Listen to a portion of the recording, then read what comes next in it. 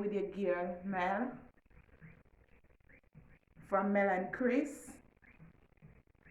I will be telling you all a story about the time when I was a helper slash nanny.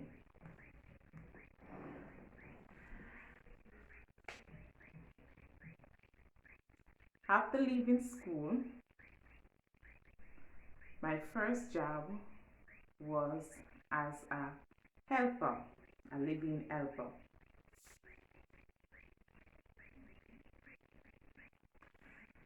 I was working in Narbrook. I always find some nice, or I must say some wealthy type of people to work for, because my two job was people of financial stability. My first job, it was in Narbrook. Well, that job was not much of any difficulties or anything. That job was very nice. I do what I want to do at my own timing. I would wake up in the morning at 6 o'clock, prepare breakfast and stuff, because there was two kids in the home going to school. Big kids. I didn't have to do much for them more than prepare their foods, arrange their clothes and stuff for them. There was big kids. So I didn't have, when they leave, straighten up house, tidy up and stuff. That job was not much of a challenging. Okay, by 12 o'clock I would have done everything that I'm doing and have the rest of the day for myself.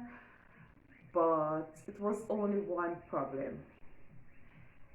Grocery was always there in the house, but it had it had two fridge, but there was never a time when meat in that house that you can prepare dinner.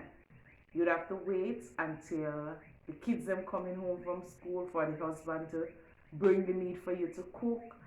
Sometimes he come home from work, he forgot the meat. He had to go back on the road to get the meat and all kind of stuff. At one night, he did not come in with the meat. She said going back on the road to get the meat. He didn't come back till after 6. I was in my bed, pum pum pum on my door. I said, no, it's my bedtime. Obviously, they get vexed. I didn't care. It was my bed. How was that? My work was done. Anyway, eventually I get up and guys, I'm gonna give you a drama now. I vex and I upset. And I'm telling you all, it's the fastest food in history ever cooked. Before I wash that meat to season it was already cooking. Guys, you might be think I'm joking, but I tell you, it's the fastest food ever cooked. I eventually did that for Spike. I fixed that food so fast and quick. So when I share that food and give them, everybody belly full. Everybody belly full.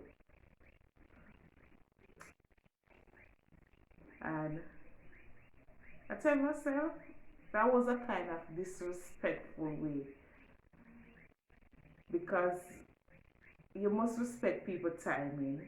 Yes, I'm working for you, but it have a time frame in which I'm supposed to work. So you must prepare things within that time frame for me to get it to do your work. Don't expect to come to call me when I at my pleasure time to tell me you bring me to cook at 6 o'clock in the night. That is my bed hours. I supposed to finish work. Anyway, I leave that job. Then I get a job with a prime minister daughter. I'm not gonna say who for people safety and otherwise. But she was a lawyer, and when I first started that job, I thought I was in paradise. Everything was all there, all going good. I was not a helper, I was only a nanny. You had a helper that come in Mondays, Wednesdays, and Friday to do washing, cooking, and cleaning. I was only supposed to be caring for the three kids, which the biggest one was 6 years old at the time. Small kids them, but they were rude. They were rude. When I say rude, I mean literally rude. But I don't know.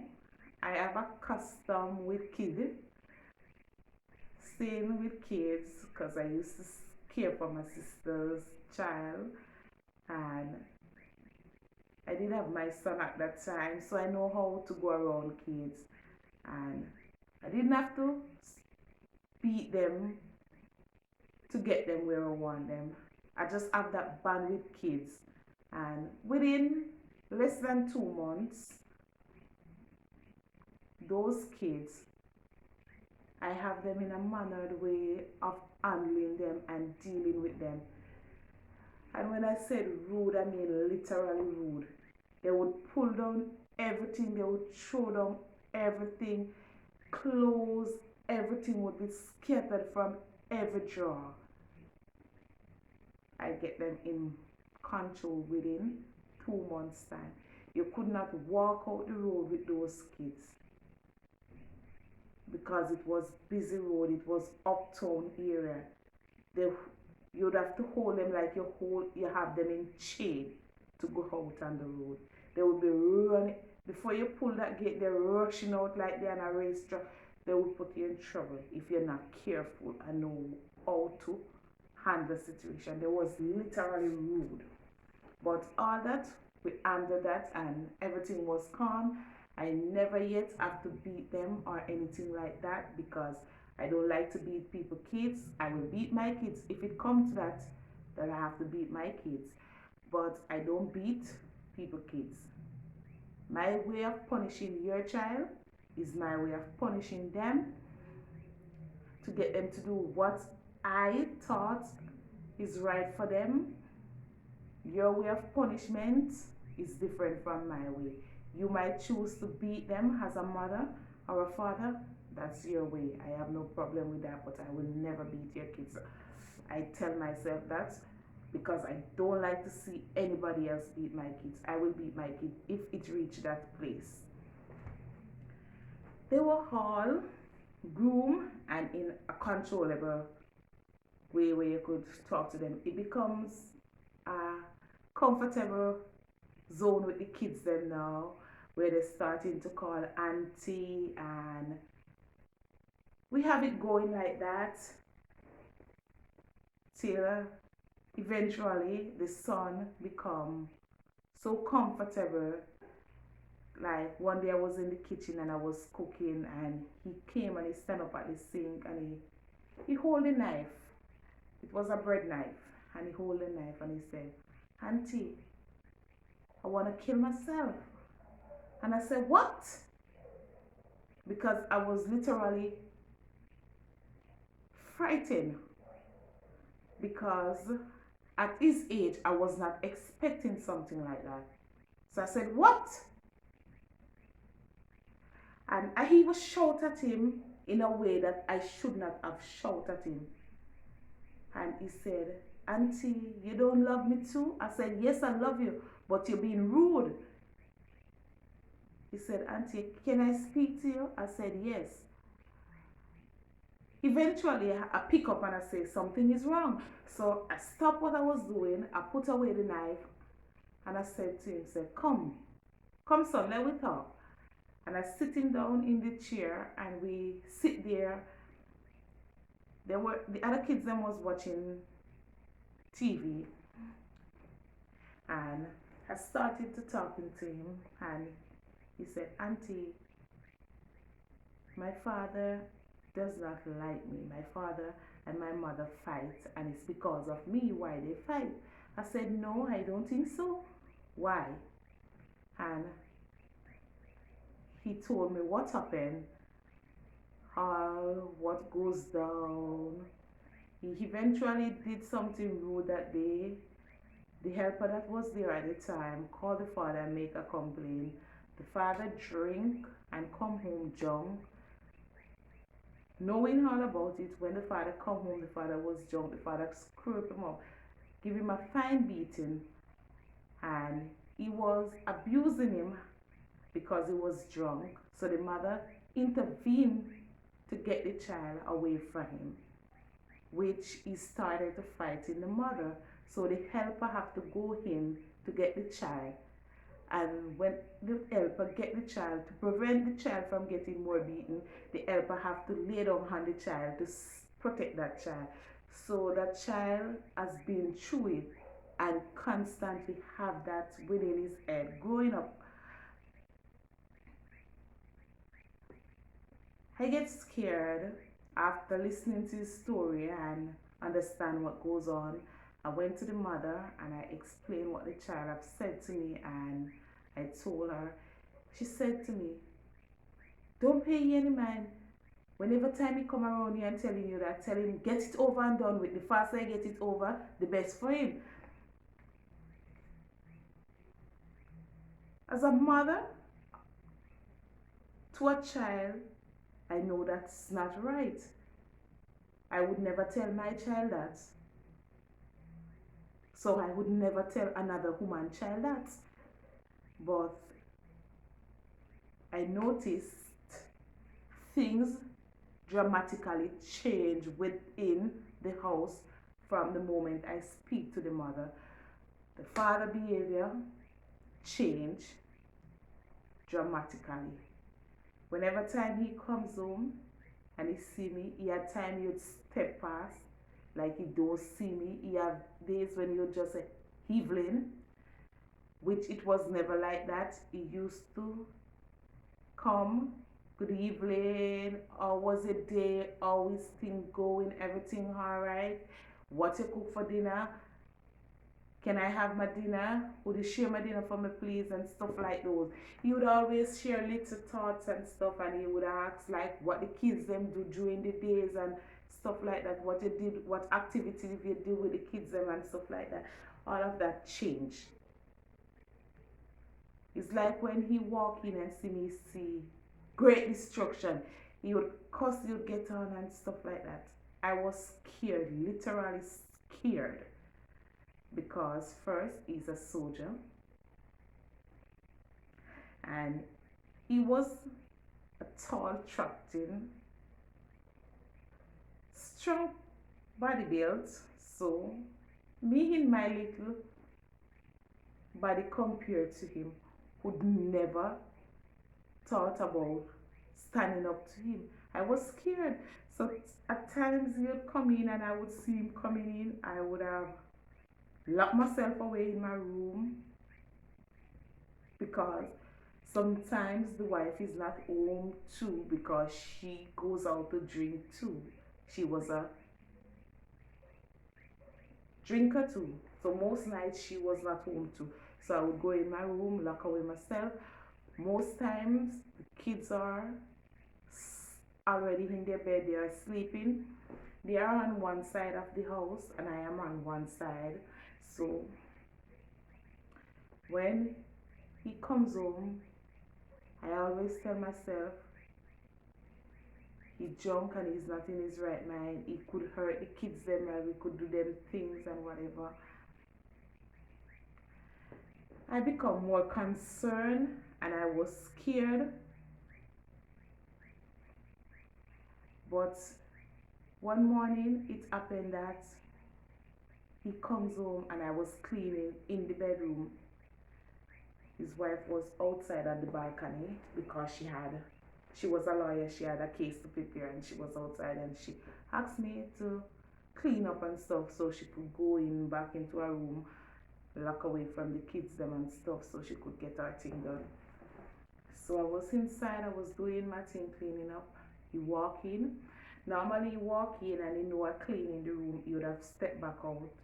He did not. He went on his bed, which I find strange. So starting to packing up the things them that I have, cleaning up the room to come out. He started to cuss and get on.